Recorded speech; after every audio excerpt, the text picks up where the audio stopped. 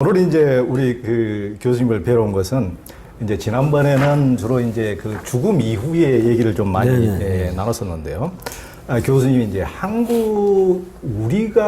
우리를 잘 모르는 것 같아요. 요즘 그 한국이 전 세계로 방탄소년단을 비롯해서 영화나 드라마 전 세계로 한류가 뻗어나가고 있는데도 불구하고 왜 그렇게 잘 나가는 거지? 외국인들이 왜 그렇게 반응하는 거지? 그걸 우리 스스로가 우리를 잘 모르는 경우가 많은데요. 그런데 이제 그 최수식 교수님은 아주 오래 전부터, 저는 이제 예전부터 굉장히 수십 년 전부터 그 최수식 교수님을 직접 뵙기 전부터 굉장히 독특한 책들을 내시고 하셔서 늘 이제 관심 있게 봤었는데요. 이건 이제 가장 최근에 낸 책인데, 세계를 흥넘치게 하라. 이제 한국학에 대한, 이제 어떻게 보면은 기존에 내신 책들을 전부 다 요약해가지고 이제 종합판이라고 볼 수 있는데, 그 전에, 훨씬 더 그 전에 그 한국의 어떤 그 근본적인 기질을 어떤 신기 이 부분에 굉장히 제가 이제 공감을 많이 했는데, 또 이제 신기뿐만 아니고 한국인들이 뭐 신기만 있는 거 아니고 어떤 샤머니즘적인 어떤 광기나 어떤 에너지틱한 이런 게만 그 역동적인 에너지만 있는 것이 아니고 이 굉장히 어떤 인문학적인 문기도 있다. 이걸 이제 그 한국 사람들의 어떤 기질적인 특색을 여러 가지로 이렇게 이제 분석을 하셨어요. 그래서 우리를 아는데 하여튼 굉장히 그 이제 도움이 되는 우리 스스로, 그러니까 사람들은 지피지기면 백전백승이라고 그러는데요. 상대도 알아야 되지만 나 자신을 알아야 되는데, 한국인들은 자기가 누구인지를 지금 제대로 잃어버린 경우가 많이 있습니다. 그래서 우리 최수식 교수님을 모시고 우리가 모르는 우리 한국인과 한국 문화에 대해서 이제 좀 깊이 있는 얘기를 좀 들어보고자 합니다. 이제 한국인과 한국 문화에 대해서 이제 세계를 흥넘치게 하라에서도 이제 많이 지적을 하셨는데, 우리가 스스로 가장 그 큰 오해하는 것들이 있다고 하셨는데, 그게 대표적인 것들이 뭡니까? 근데 그 말씀 하기 전에 아까 제가 아주 독특한 책을 많이 썼다고 그러셨는데, 뭐가 그렇게 독특한가요? 일반적으로 보이는데. 그러니까 저는 이제 처음에 그 신기 그 부분에서, 그러니까 이제 신기라고 그러면은 우리가 이제 근대화, 현대화 이후에 특히 너무 우리 샤먼 계통들을 너무 이제 막 미신시하고. 그렇죠. 그러니까 그래요, 지금. 보면은 우리의 전통 문화와 우리의 정신 문화의 우리의 어떤 기질적 특성에서 빼놓을 수 없는 건데, 그런 것들을 전부 다 이제 주류라는, 또 주류 종교, 주류 신학, 주류 종교학이라는 미명하에 그런 것들을 그런 걸 터치하면 자기 자신도 미신시 되는 것처럼 대부분의 사람들이 그런 걸 무시하는 경향이 있는데, 최 교수님은 정통으로 그것을 다루고 접근했구나. 그래, 저는 정말 필요한 일을 하시는구나. 그게 그것 때문에 제 설에 인기가 없어요. 사람들이 인정 안 하는 거를 저는 그 샤머니즘의 말로 한국 문화의 뿌리다라고 얘기하니까 그 사람들이 받아들이지 못하죠. 항상 미신으로만 생각했는데. 그러니까요. 저도 이제 그 종교 전문 기자를 20 몇 년을 하면서 정말 그 최수식 교수님 이 말씀에 100% 공감하고, 제가 보기에는 어떤 신학자보다도 첫 번째 가장 공감하는 한 분을 꼽아라면 최수식 교수님 꼽을 것 같아요. 이거 일찍 오셨어요, 그죠? 일찍 오시지. 저도 아무도 안 알아줘가지고 외로워하고 있었는데, 이따 또 얘기 나오니까 그 오해, 그걸 지금 말씀하신 거를 얘기를 해보죠. 제가 이제 그 책, 세계를 흥넘치게 하라 이거. 거기서 이제 뭐 그런 얘기입니다. 이제 가장 기본적인 얘기로 이제 외국 친구들하고 만났을 때 이 한국어에 대해서 설명을 해준다면은 어떻게 설명할 수 있겠는가. 주로 이제 외국 사람들이 특히 이제 서양 사람들이 한국 문화를 잘 모르니까 우리 보고 그러거든요. 어떤 언어를 쓰냐, 중국어를 쓰느냐 이렇게 물어보는데, 그럴 때 이제 그 한국어는 이런 거다라고 말할 수 있는 사람이 얼마나 되겠느냐. 그런 문제가 있었고, 그다음에 그 작년인가요? 그 방탄소년단의 슈가라는 친구가 대치타라는 거 이제 발표해가지고 상당한 뷰 조회수가 올라갔잖아요. 근데 외국 친구가 그 대치타가 뭐냐 하고 한국 젊은 친구한테 물어보면은 대답할 만한 친구가 거의 없을 거예요. 그렇죠. 우리 국악 특히 정황에 대해서는 잘 모르니까 뭐 그런 얘기. 또 그때 작년이죠. 그 블랙핑크가 그 How You Like That 뭐 이게 참 어려운 영어가 어려워요. 그런 노래 하면서 마지막 그 노래가 3, 4분이면은 마지막 부분에 가서 한복 입고 나오거든요. 근데 지금 변형된 한복이죠. 지금 짧은 이런 한복 입고 나왔는데 근데 그걸 보고서 외국 친구가 이 한복의 특징이 뭐냐? 뭐 중국에서는 한복이 뭐 중국 거라고 그러는데 정말이냐? 뭐 이런 거 물어봤을 때 과연 제대로 대답할 수 있겠는가? 예. 그런 문제 갖고 이제 그렇게 시작을 했었습니다. 예.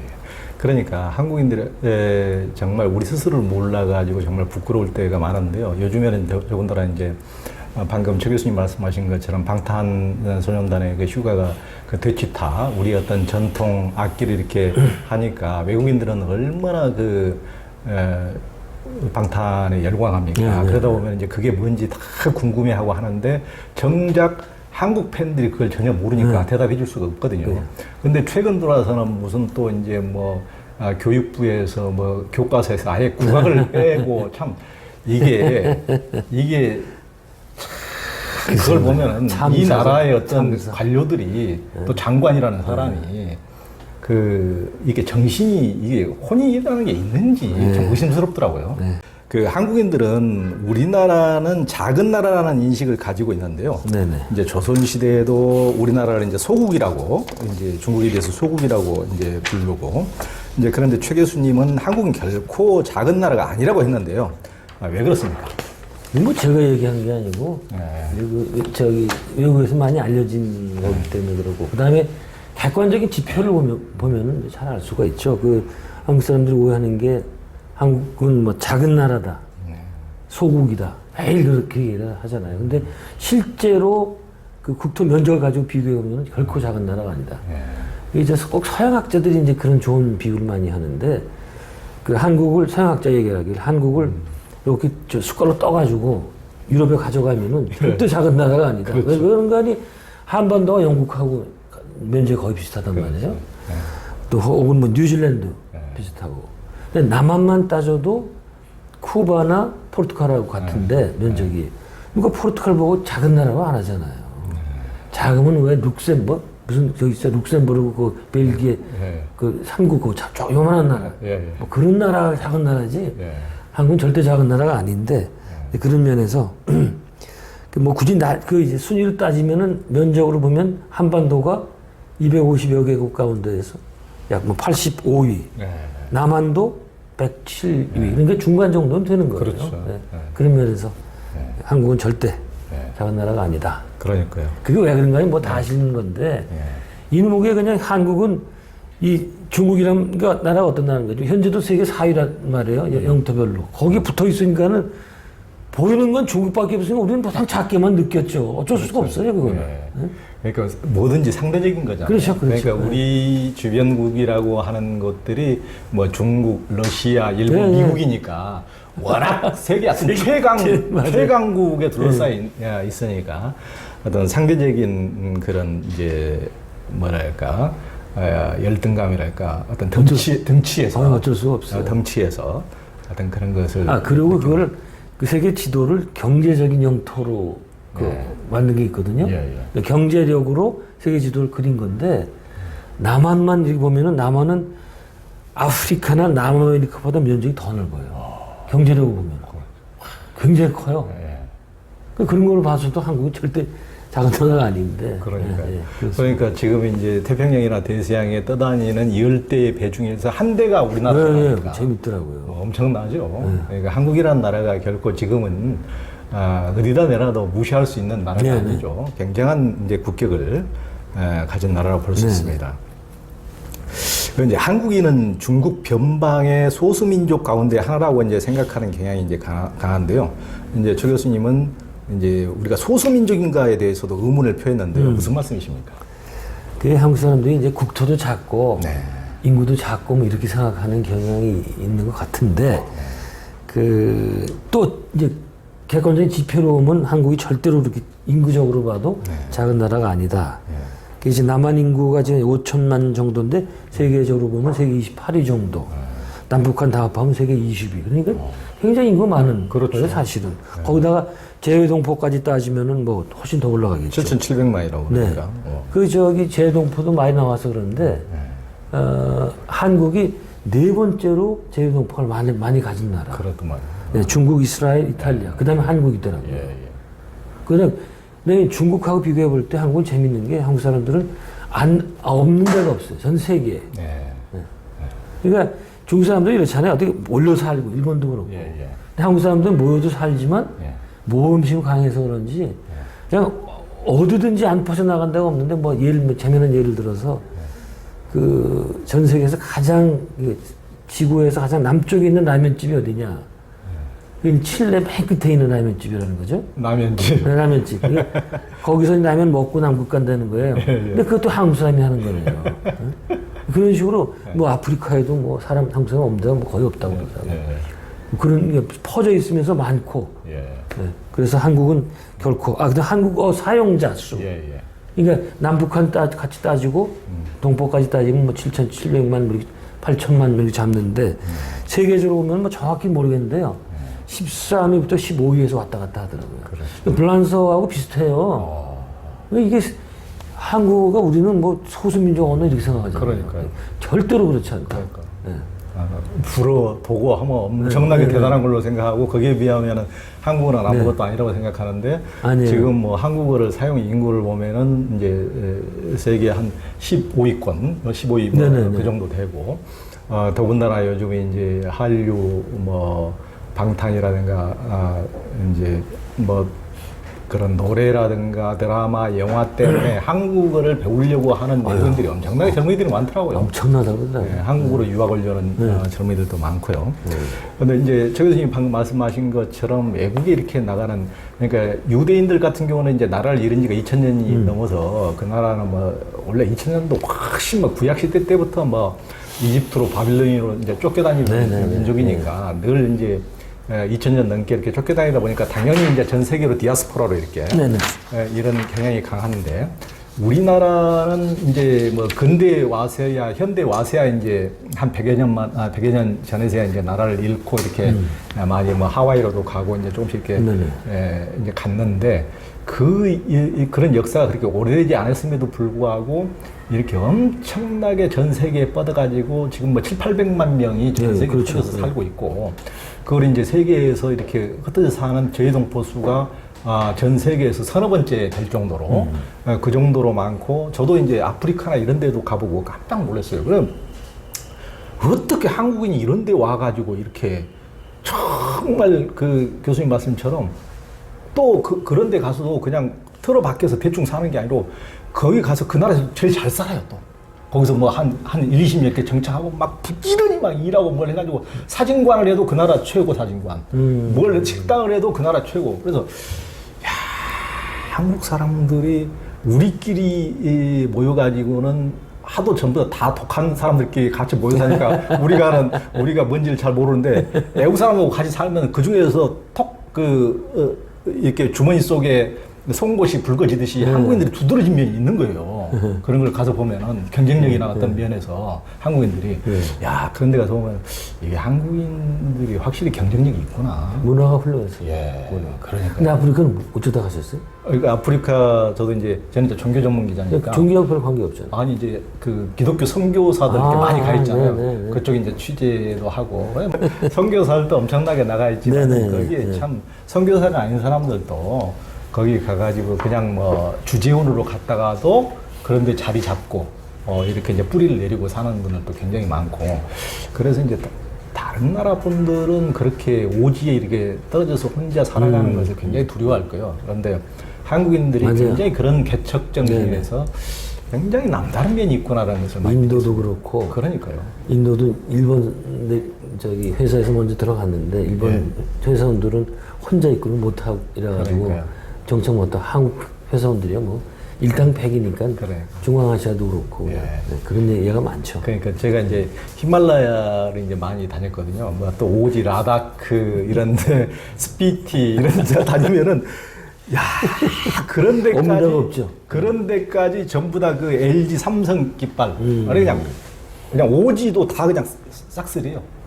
이야, 대단하구나. 그러니까 이게 그 징기스칸만이 세계를 석권한 게 아니고 이제 예전엔 이제 그때는 뭐 말과 총칼로 뭐 칼로 이렇게 세계를 지배했지만은 지금은 이제 무역으로 하는 거니까. 예, 무역이죠. 이들이 진짜 삼성과 LG 이들이 이제 현대 그 징기스칸이구나라는 느낌을 받았습니다. 한국인도 정말 직접 그런데 오지에 가보면은 그런 것들을 많이 느끼지 않을 수 없습니다. 그리고 이제 그 전식 교수님께서 한국인이 한국에 대해 잘 모르는 세 가지가 있다고 하셨는데 무엇입니까? 그게 좀 많이 이게 인구에 회자되는 얘기예요. 한국이 얼마나 위험한지 모르고 산다. 안보 문제, 북한하고 연관된 거죠. 그다음에 얼마나 안전한지 모른다. 이거는 요즘에 와가지고 만주에서 유튜브를 보니까 외국 사람들이 한결같이 한국이 너무나 안전해서 좋다. 그러니까요. 굉장히 많이 나오더라고요, 그게. 요즘에 무슨 미국의 학교 안에서 가만히 공부하고 있는데 총 쏴가서 그렇게 다 죽이니 참. 그 최근에는 삼성전자에서 그 영국 광고를 하나 만들었는데 새벽 2시에 여자가 뛰는 걸 만들었대요. 저도 잠깐 유튜브에서 봤는데. 근데 영국 사회에서 그냥 말이 되느냐, 어떻게 새벽 2시에 여자가 뛸 수 있느냐. 근데 삼성 만든 사람 아마 한국 생각했던 거예요. 한국에서 뭐 상관없잖아요. 새벽 2시에 나와도. 그럴 정도로 안전한데, 우리는 잘 모르죠. 그렇죠. 여기서 익숙해 있으니까. 그렇죠. 그다음에 한국이 얼마나 잘 사는지. 뭐 잘 사는지 아시겠어요? 아니 저도 그 예전에는 잘 몰랐는데 요즘에 부쩍 그걸 많이 느낍니다. 그러니까 예전에 이제 한 20년 전만 해도 이제 유럽 같은 데 가면은 야 그들이 이제 공원 같은 데 이렇게 영국 같은 데 얼마나 공원이 잘 돼 있습니까? 파리 같은 데. 몰라요. 안 가봤어. 그러면 이제 그런 데 가서 보면은 우리나라는 언제쯤이나 그렇죠. 이렇게 살 수 있게 될까? 저들은 이렇게 잔디밭에서 공원에 이렇게 도시락 까먹고 이렇게 뭐 먹고 이렇게 앉아서 이렇게 카드 놀이 하고 이렇게 하는 거 보면은 야 얘들은 진짜 천국에 사는구나. 그런데 요즘에 한국 다녀보면은 그 유럽 공원보다 훨씬 더 늦게 만들어가지고 더 멋있어요. 뭐든지 세련되고 카페도 더 세련되고 오늘 여기 사무실에 와도 천식 교수님 사무실도 세련됐는데 어디 가서나 그러니까 그 후발주자에서 오히려 또 한국인들이 그 미적 감각이 있잖아요. 있죠. 카페나 레스토랑에 가더라도 지방에 가도 공원 만들어 놓은 것도 그러고 어디나 그렇게 멋있더라고요. 그래서 야, 그러니까 눈 떠보니 선진국이란 말이 딱 맞더라고요. 눈 떠보니 선진국이다. 자고 일어났더니. 또 한국이 평화 통일을 이룩한다면 미국, 중국, 일본, 독일에 이어서 세계 5대 강국이 된다고 하는데요. 이제 21세기의 노스트라다무스라고 불리는 미국의 이제 조지 프리드먼 교수도 이제 저서 100년 후에서 한국에 대한 전망을 놀랍게 그렸다면서요.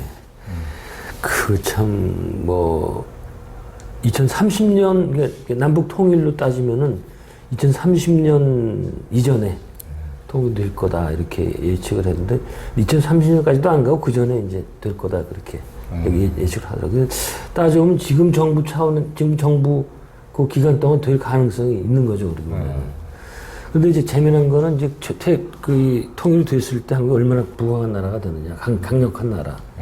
중국한테는 아주 그냥 골칫거리죠. 그냥 그 센 나라가 동북 쪽에 딱 붙어 있으니까. 그 다음에 그게 제일, 이게 지금 미국이 가장 한국 통일을 바라는데 이유는 뭔가 하니 한국이 통일만 된다면 중국과 그 다음에 일본까지 견제할 수 있다 이거죠. 그래서 이게 또 어떤 일본 학자는 한국이 통일되면 이게 비수처럼 돼가지고 일본을 찌른다는 거예요. 근데 미국 학자도 마찬가지. 미국도 계속 일본을 눌러야 되는데 그걸 한국이 다 해주니까 제일 미국 입장에서는 좋아하고 또 그렇게 되길 원하고 그런 면에서 그러고 이제 그렇게 될 경우에 동북아 중국 삼성 있잖아요. 그거는 영토는 중국 거지만 경제권으로는 한국이 편입될 거다. 뿐만 아니라 시베리아 있잖아요. 연해주. 거기도 한국으로 들어올 거다. 이제는 우리 고조선 시대 있잖아요. 부여 고조선. 그때가 돼버리더라고요. 그 국력이라는 게. 그 하는 게 프리드먼 교수가 한 얘기예요. 그러니까 예전에 이제 우리가 꿈에 그리던 고구려나 발해 네네, 예. 어떤 그런 옛날에 어떤 그런 우리가 화려했던 영광의 시대로 어떻게 보면 통일되면 이제 돌아간다는 이제 그런 전망인데요. 그 이제 통상 단군 일에 가장 이제 요즘에 잘 살게 됐다고 하는데요. 이제 늘 못 사는 나라였다가 처음으로 이제 선진국이 됐다는 것인데 과연 지금 우리나라가 원래 못 살았다가 처음으로 지금 선진국이 된 겁니까? 아, 저 이거는 참 기회 있을 때마다 강조를 굉장히 하는 거예요. 이 한국 사람들이 아직도 피해 의식, 또 개발도상국 연하는 의식, 이게 강해서 절대로 그런 게 아니다. 그 얘기를 하는데 제가 이걸 어디서 이제 받는 거 아니, 이것도 또 서양학자가 쓴 내용이에요. 블란스 학자가 제가 이제 제목을 또 길어가지고 착한 미개인 동양의 현자라는 책인데 프레드릭 브레스텍스라는 프랑스 교수가 이제 번역된 겁니다만 그 책에서 보고 제가 깜짝 놀랐어요. 이 사람이 뭐라는 거냐? 한국은 삼국시대부터 조선 초기나 중기까지는 세계 13대 선진국 중에 하나였다. 무슨 소리야, 이거. 우리나라가 무슨 후진국인데. 그러고서 참 역사를 훑어보니까 그렇더라고요. 한국이 지금 꼬꾸라기 시작한 게 제가 보기엔 정조가 죽고 선조가 들어섰던 1800년. 예. 그때부터 이제 서서히 건너받기 시작해서 110년 만에 나라 뺏기고, 그 다음에 또 식민지 거치고, 한국 전쟁에서 바닥치고, 그래서 이제 더 이상 내려갔다가 없잖아요. 다시 올라와서 60년대부터 정신 바짝 차리고 서서히 선진국으로 가서 드디어 작년에 그 선진국이라는 이제 공식적으로 인정을 받았잖아요. 이제 이게 한국은 후진국이었던 게 100년, 200년 얼마 안 된 거예요. 전체 시기로 봤을 때. 이거를 좀 어떻게 우리 좀 후배들 또 후손들한테 알려야 되는데 참 안타깝더라고요. 그러니까요. 우리 최 교수님께서 이제 그걸 제대로 알려주고 계신데요. 정말 중요하신 말씀입니다. 그러니까 우리가 이제 동서양도 지금 중국 같은 경우도 이제 100년 전에 아편 전쟁 이후에 워낙 깨져버려가지고 이제 부도덕한 전쟁에 의해서 아편을 팔아먹기 위해서 중국인들을 그렇게 이제 폭력으로 진압한 서양 어떤 총칼 세력가 처참하게 무너지고 나서 자존감이 완벽히 동양의 자존감이 이제 그때부터 무너져 버려 이후에 이제 서양이 원래 2000년 동안 세계를 지배해온 것처럼 생각하는데 실은 이제 서양이 이제 더 동양보다 더 강대인 것은 이제 길게 봐야 이제 근대 300년 그 정도예요. 그 전에 이를테면 당송 시대는 압도적으로 훨씬 동양이 이제 어떤 문명이나 이런 것도 앞서 있었다고 하지 않습니까? 그러니까 역사적으로 왜곡된 사항들이 많고 실은 중세도 서양에서만 보더라도 오히려 지금 유럽권보다도 아프리카나 아랍권이 그때 중세만 해도 광문명이 앞서 또 있었지 않습니까? 그러니까 지금 이제 굉장히 역사적으로 세계사적으로 왜곡되게 인식되어 있는 것이 굉장히 많은 것 같습니다. 그러니까 우리 한국에 대해서는 이제 말할 것도 없고요. 우리가 너무 이제 일제의 그런 어떤 식민사회 교육에 의해서 어떤 열등감이 심어지다 보니까 한국이라는 것은 원래 형편없는 민족이고 원래 원래 그렇고 그런 민족이라는 인식이 뿌리 깊게 이렇게 열등감이 심어졌지만은 이제 교수님 말씀처럼 한국이 이렇게 선진국이 아니었던 적이 없다. 일단 증거를 다 들 겁니다. 그러니까요. 우리가 워낙 자존감이 없다 보니까 최 교수님도 한국이 뭘 하면 한국 사람들이 잘 안 믿어주니까 최 교수님도 늘 외국 사람 예를 좀 많이 들었는데 외국 학자들. 안 들고 싶은데 제 얘기대로 듣지 않아요. 그리고 또 하버드는 일좀 나와야 말을 듣지. 우리도 이제 축적된 문화 이런 것들이 있고 이렇게 이제 한때 한 100년 동안은 이렇게 많이 이제 뺏겨버리고 이제 그랬지만은 우리 어떤 인문학적 전통이라는 것이 이렇게 뿌리가 있는 것이지 금방 미국 유학 가서 배운 정도가 아니고 우리에게는 조상 대대로 내려온 그 깊은 어떤 뿌리가 있다는 그런 말씀을 이제 차차 해주실 겁니다. 그래서